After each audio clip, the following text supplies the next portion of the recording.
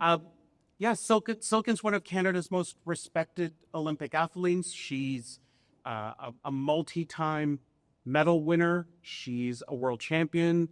And her story resonates both in performance and in perseverance. And so I'm really excited for this conversation. I think one of the things for me when I read the book that really resonated, and I think why your story resonates widely, is that beyond the truly unique circumstances that I think most people came to know your name by, the underlying challenges are pretty universal in terms of we've all personally or professionally had very material plans change on us, material setbacks, and we've had to adapt.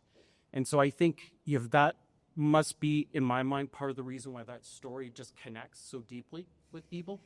Yeah, and I'm just looking at the room here, and there's probably lots of people who don't know my story because it was a long time ago. But, if I was to do a Cole's notes of it, I would say that in 1992, I was an Olympic rower, and I was going into the Olympics in Barcelona as the world champion, the defending world champion.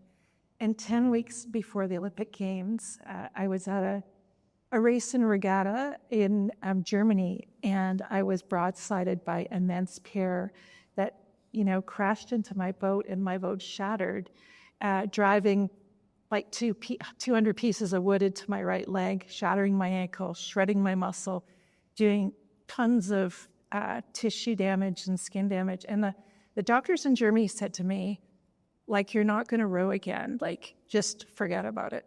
And, you probably won't even be able to walk properly again. And yet 10 weeks later, I got to the Olympics and I won a bronze medal. And I think that, thank you. Oh, Tommy down. Yeah. But I think that's what David's talking about, like with mindset.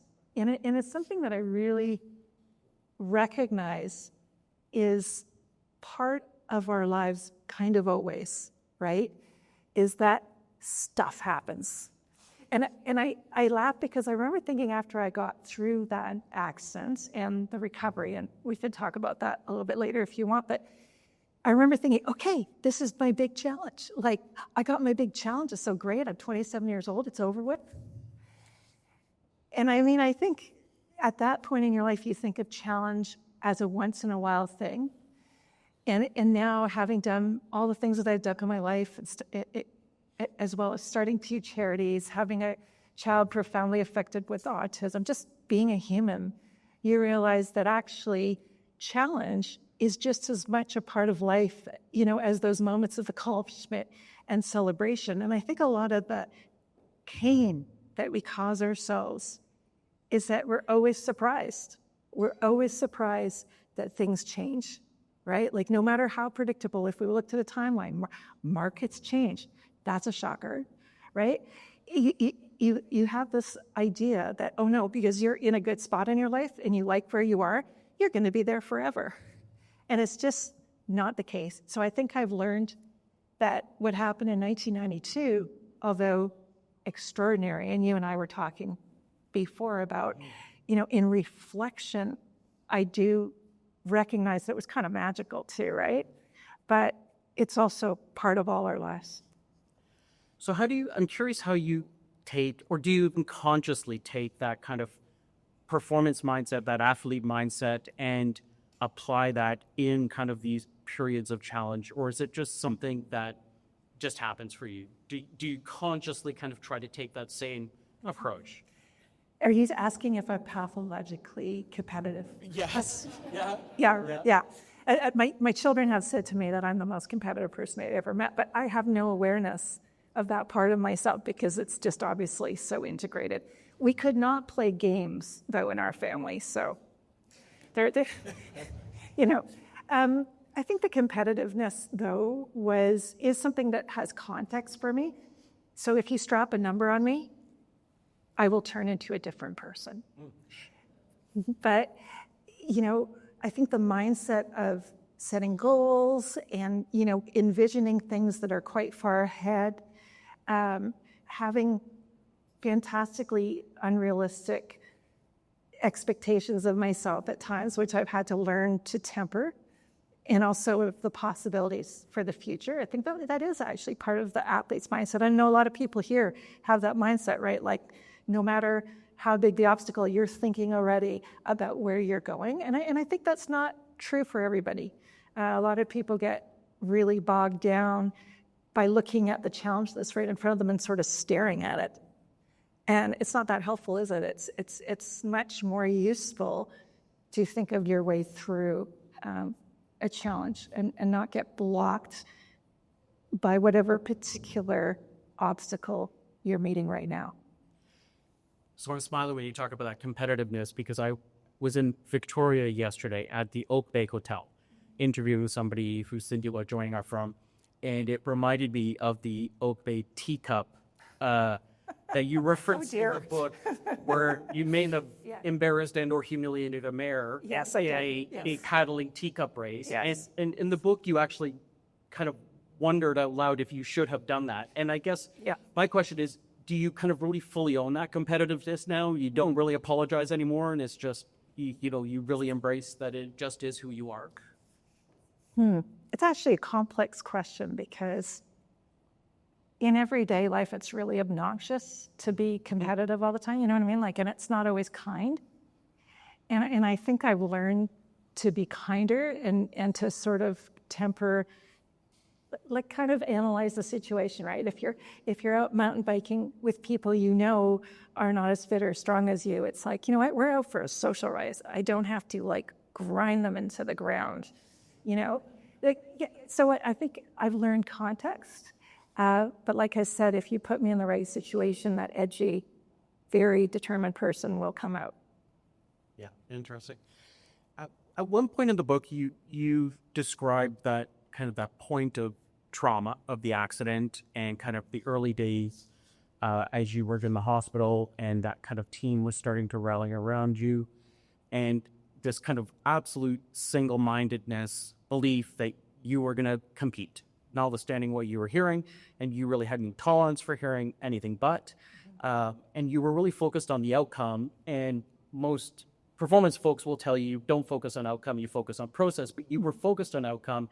And then you describe a moment where you kind of broke almost, and then you shrunk it down to thinking about the process and things you could do on a daily basis. And then later on, after the bronze, and you were looking back, you used words like magical and miracle.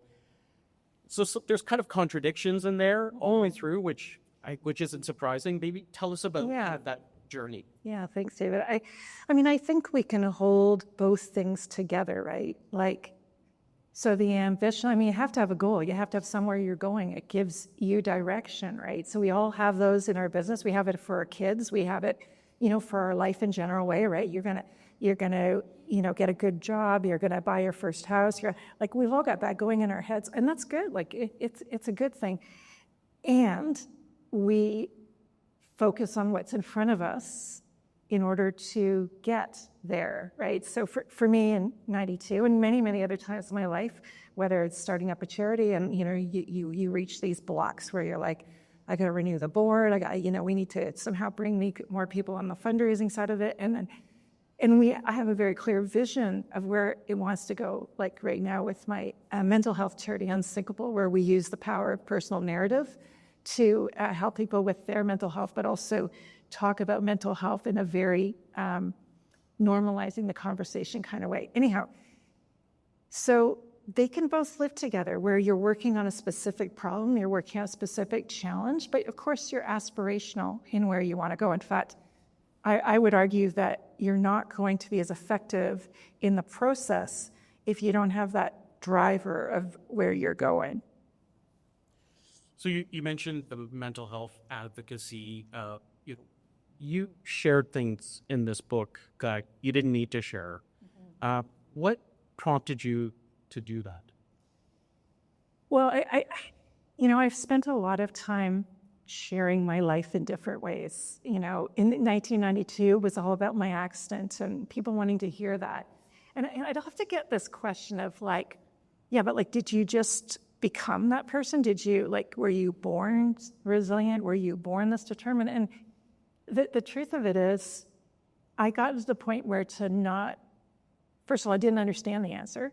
And I also, once I understood it, I did feel that I owed it to people who listened to me to tell that story. And it was one of growing up with a mom with a very severe mental illness and living in a home where I wasn't always safe, where I never knew what would happen when I walked through the door, the anxiety, the stress of that. And also how, when I became a parent, that really, I thought I'd be a terrible parent. And when I started feeling overwhelmed and I'd start feeling these moments of rage, I didn't understand it. And I didn't see it as mental health. I saw it as somehow, a flaw in who I was. And that's kind of how I started my own personal mental health journey. And I really wanted to normalize that conversation to say, some of the biggest leaders in this country and Olympic athletes and amazingly high performers also at times, maybe even chronically, struggle with their mental health.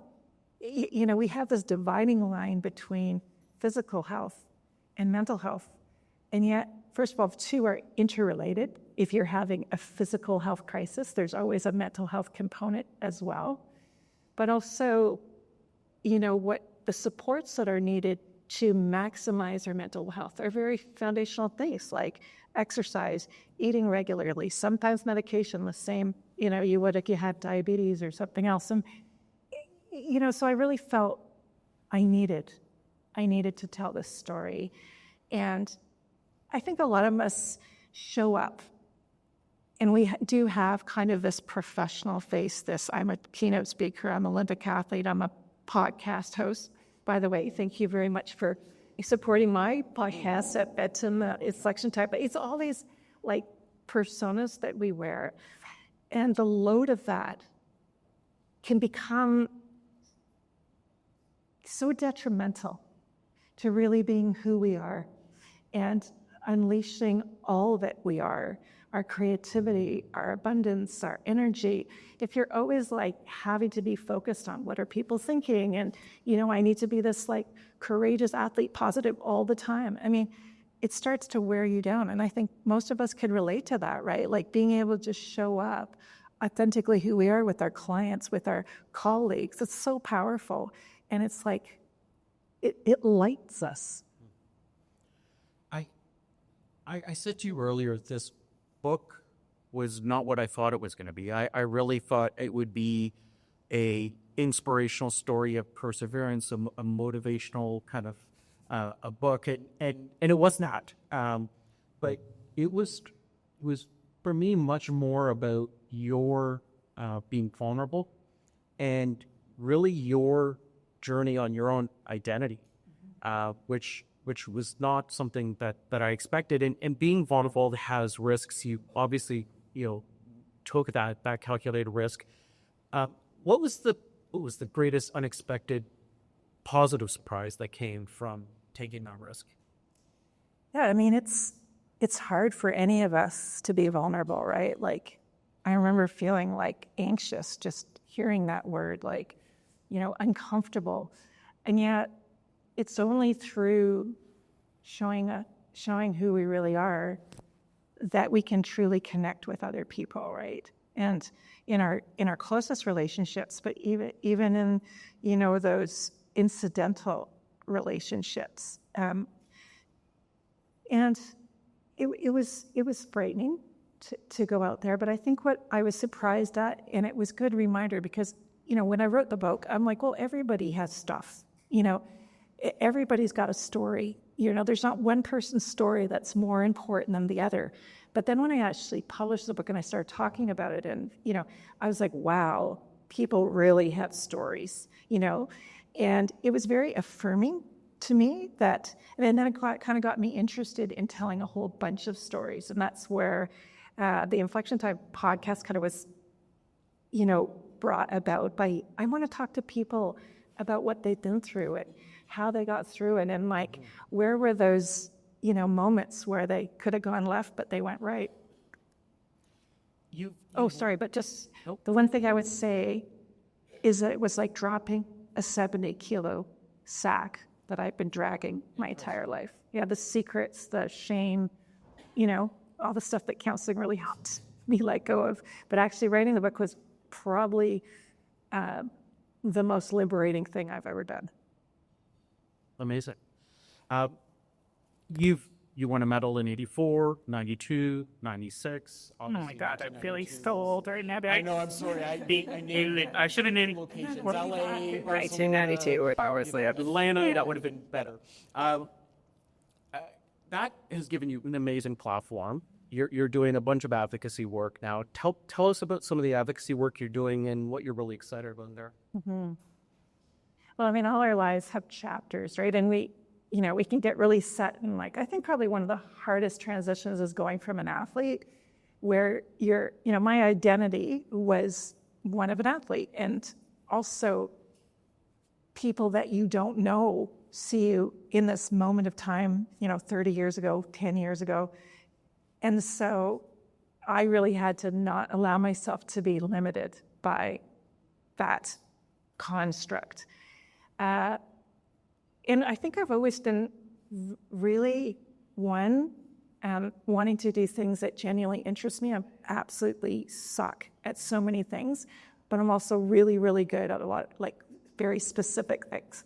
And embracing that, you really, to be able to do what you love, but also what you're truly good at and interested in, that's been really helpful for me. And I think, service, making a difference, not necessarily making the world a better place, but making my neighborhood or my community or my neighbor, that's always been a driving force for me. And then, I think when I wrote the book, that's when I really wanted to use storytelling as a platform for not only changing people's minds, excuse the pun, about mental health and adversity, but also empower people to understand their own story. So it doesn't matter if you ever write your story. What matters is that you understand where you came from. You understand why you act in certain ways. You understand, what those internal limitations you have. And I guess I've always believed that our job in life is to keep developing, to keep growing, to keep changing. And, as you get older, a lot of people are like, okay, well, now I'm just going to cruise into retirement. And for me, it's no, what do I still have to offer? What do I want to give at this stage of my life? And that's a huge driving force for me.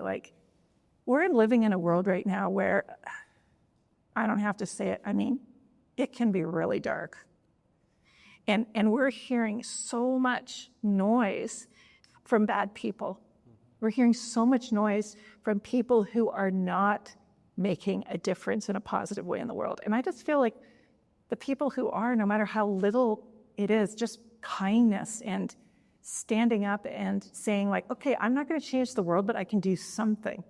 And, reducing it down to this action, or, being kind to the person who opens the door on your way out of the hotel, or, for me, I know I could do this. I have somewhat of a platform. And so I can speak to that. And people, we were talking about this earlier, David, how it's what's the difference between optimistic and rose-colored glasses, right? And I always think about it in terms of protecting your superpower.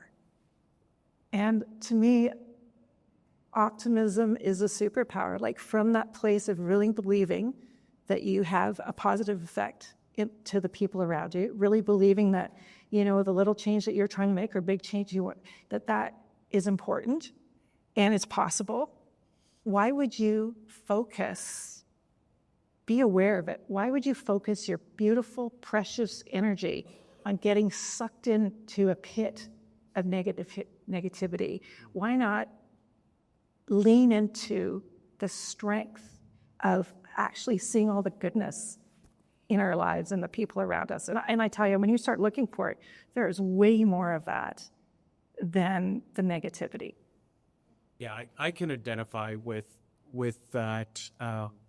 There's interesting. It's almost as if if you lean into optimism, it's almost kind of seen as naive, And I think that, for instance, as entrepreneurs, I think probably the fundamental skill you need to have as an entrepreneur is almost to be irrationally optimistic, right? Because if you wake up every morning and all you think about is the 1,000 ways you can fail today, you're just not going to get out of bed. Right. And so that's interesting. That really resonates for me. If you were to kind of word cloud, and I should have actually done it, your story. I got a vision. It's that word, like that bubble? Yeah, the words that come up the most often would be the largest. I suspect that would be things like resilience and perseverance. But let's pick resilience. What does that word mean to you? Mm-hmm. Kind of an interesting word, isn't it? Because it's almost like a catchphrase right now.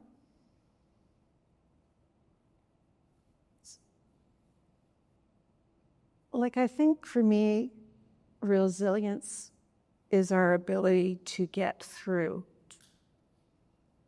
Like, it's not about getting through unscathed, it's not about coming out of everything happy, right? It's that we've been through things, and that through is what shapes us and kind of weaves the fabric of who we are. Like, there's stuff I've been through that I would never want another person to go through, but I know it's been part of who I am today.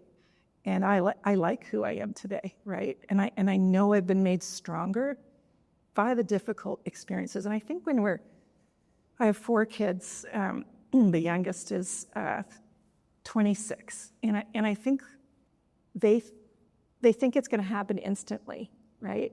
But we're shaped in stages, and I think we have the ability to become more resilient as life just throws us stuff, and we figure out how to get through it imperfectly, And like I said, it's not like we're not sometimes negatively influenced by the things we go through, but there's the Afghani expression, no scars, no story, no life. So I want to make sure we have some time for Q&A. What I would maybe last ask before we open up to the Q&A is,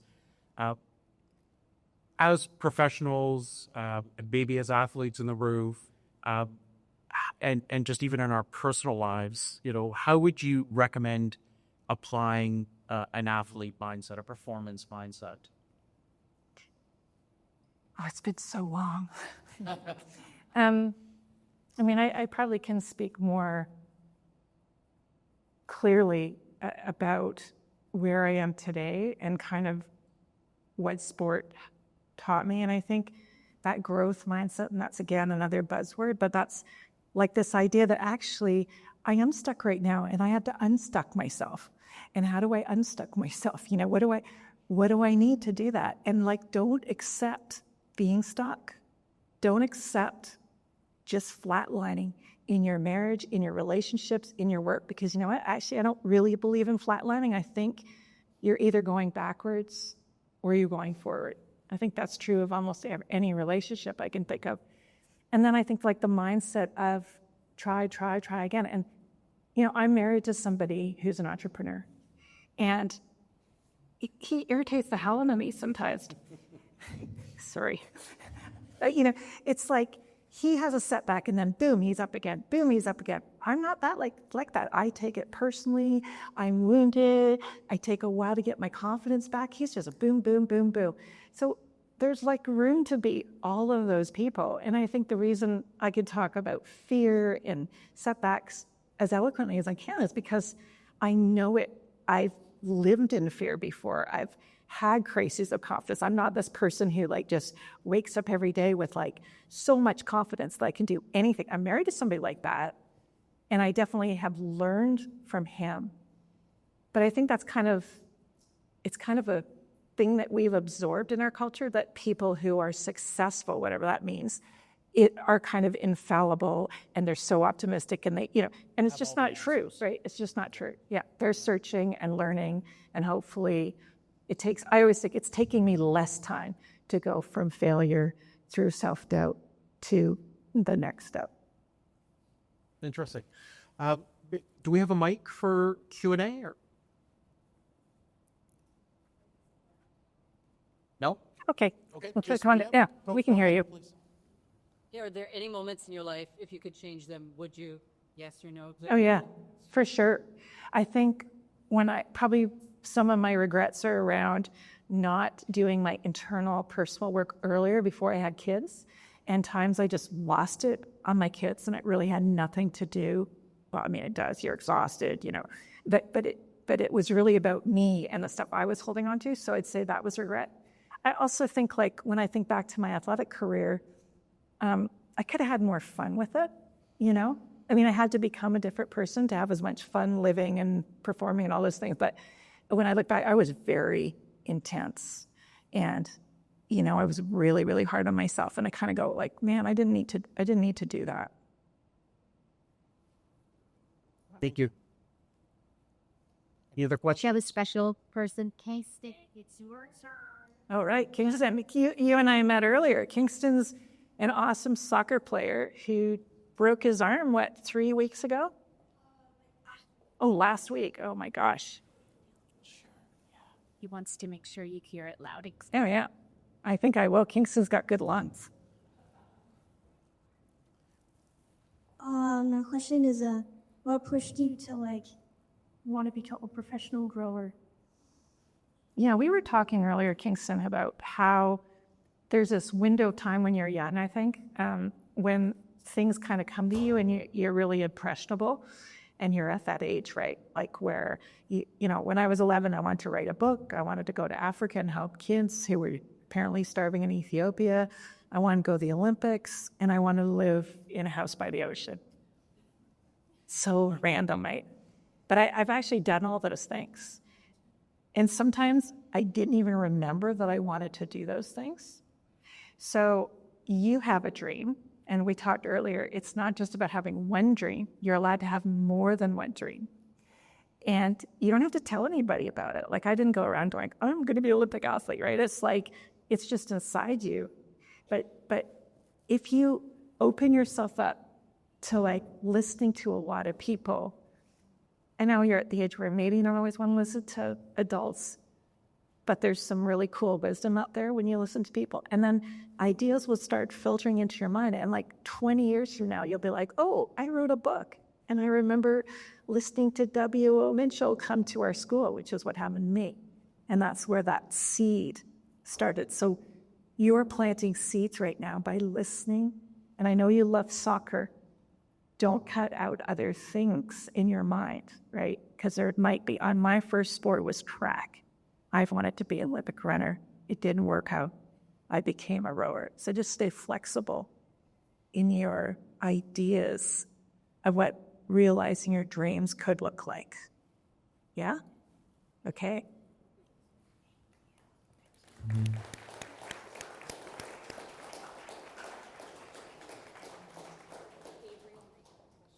Any other?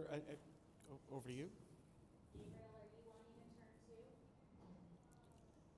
Yeah. Is it grants and judge? Yeah. Getting stuck. Some people view as challenges getting stuck by the challenge. Other people will look around. Do you feel like that is a product of the person naturally or the environment? How do people get distinguished between looking at a challenge and wanting to beat it or being defeated by it? That's a very tough question. I don't know if I'm deep enough in psychology to understand that, but I think there are people, through no fault of their own, who time and time again have not been supported in their life, right? And some of those people, maybe crappy parents, maybe, environment where there wasn't a lot of inspiration in what other people were doing. And it does seem like some people make it through that, and they usually do some pretty cool things, and other people get crushed by it. And I really always think of that's really no fault of their own. Life kept telling them that they could do it, that, dreams. However, I do think that resilient people tend to find, what's the word? Like is self-empowered, like the agency.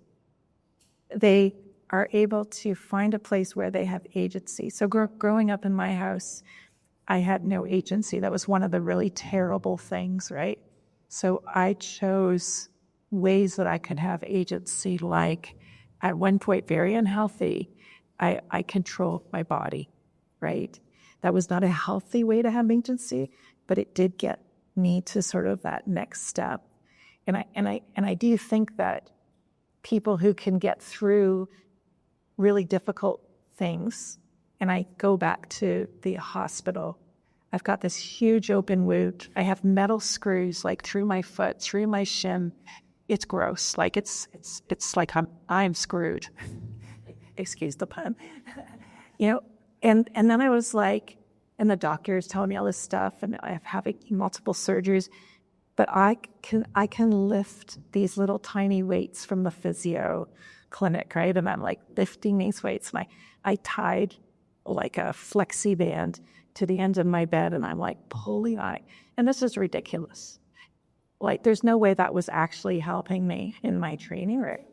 But it was giving me agency. So my first example is probably a terrible one because everybody's going to say, eating orders are not good. And I know that, but somehow it did give me a sense of power. And I think that's what you're looking for when things get really, really dark and really tough. What can I affect? And I kind of feel like we're in a bit of a time in the world like that, right? Where we're all looking for like, oh my God, like what can I do?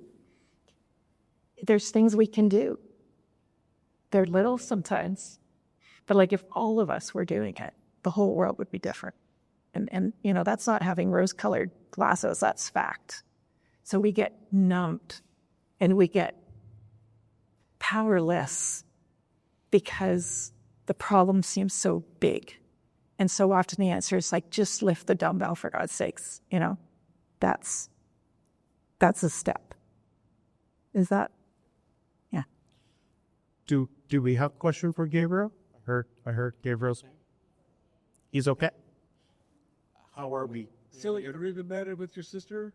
Was I what?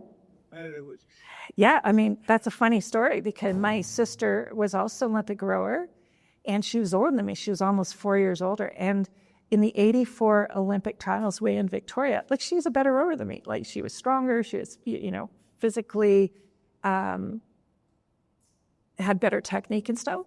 And I remember she called my dad and he told me the story and she said, the trials are tomorrow and I really want to win, but I don't want to beat Silken because she wants it way more than I do, right? But she beat me, by the way, rather handedly by like 4 seconds. When we were in a boat, we fought a lot, right? Like your siblings, you're competitive. Like, she told me that I was pulling too hard just to make her look bad. Like they're just like stupid sisterly things. But it was pretty special, actually. We both rode together in the 84 Olympics and won a bronze medal together. That's like super special. Any other questions for Silken? Go ahead.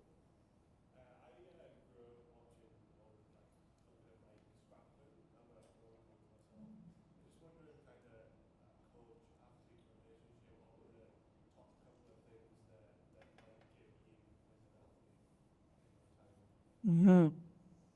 What was the last thing you said that might what?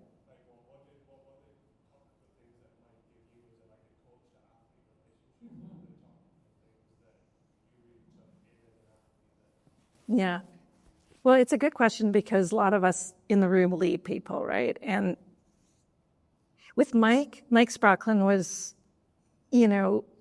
he coached in 5 different countries. In every country he coached, he won medals with his athletes. And he was a taskmaster, like literally, I was talking to the boys earlier, like we trained 17 times a week. We trained, 6-7 hours a day till, your hands were bleeding from blisters. It was really hard. And I was the only woman training with the guys, right? The men's team. And that had its own unique, some experiences and hardships at times. But I think what Mike is like any great leader, it's not what he said, it's what he did, right? He showed up. He followed through. He led by example. That was really powerful. I mean, if you have a coach who's always late, who's not there, who's not with you when it really hurts. I remember double false starting at the World Championships. You double false start, you're eliminated from the competition.